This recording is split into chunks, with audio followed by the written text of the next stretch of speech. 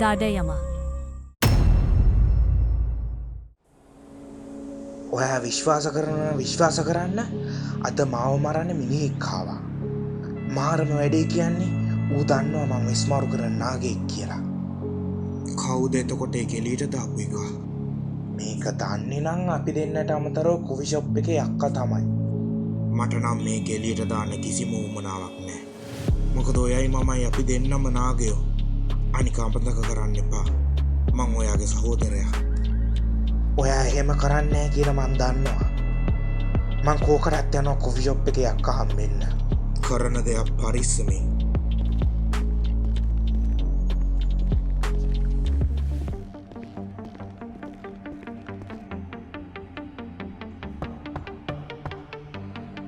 ගෙදර කවුරුත් නැද්ද? අක්කේ ඇන්ටි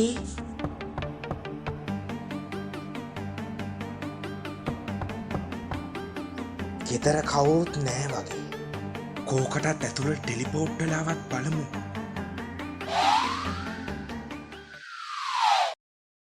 මේ කැෆේ අක්කගේ ගෙදර නෙමෙයිනේ. ඕ චි වනචරයා ගෑනු ඇඳුම් මාරු කරන ගෙවල් අස්ස දරින් ගන්නේ. වැරදීමක් වුණේ නෝනා.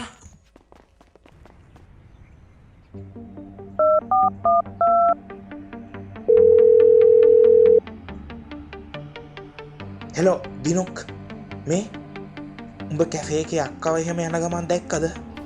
යකෝ කැෆේ එකේ අක්කා අතුරු දහන් වෙලා දැන් හැමෝම හොයන්න ගත්තනේ. මොකා? කැෆේ එකේ අක්කා අතුරු දහන්? ඇයි උඹ දැනගෙන නෙමෙයිද කෝල් කරේ? සිරාවටම? ඔව් යකෝ කවුරුත් දන්නේ නැහැ කොහෙ ගියාද කියලා. ඊයේ රෑ වැඩට ගිය ගමන් තාම ගෙදර ආවෙත් නෑ. හරි තෑන්ක්ස් බං. මට මොනාරි කරන්න වෙයි වගේ.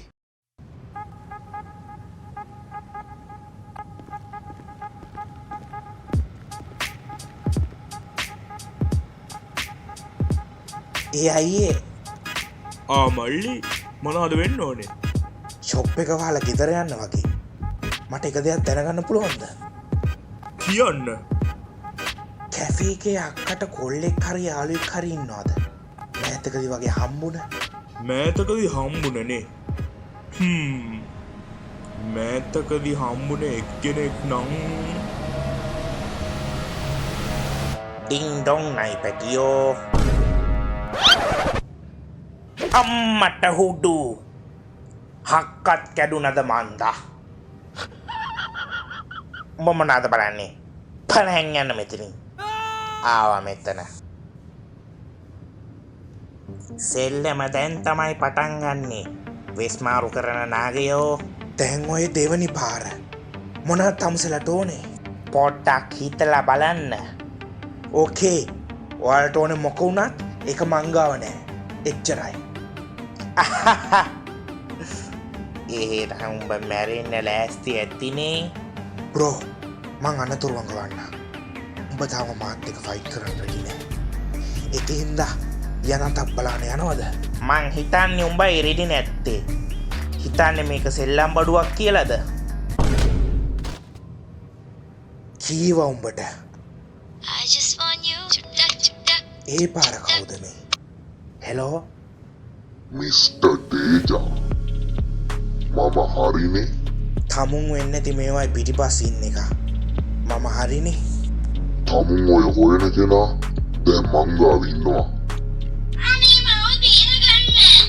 එයාට යන්න දෙනවා. මම තමුන්ට පැය 4ක කාලයක් දෙනවා. ඊට කලින් මං කියන තැනට එන්න.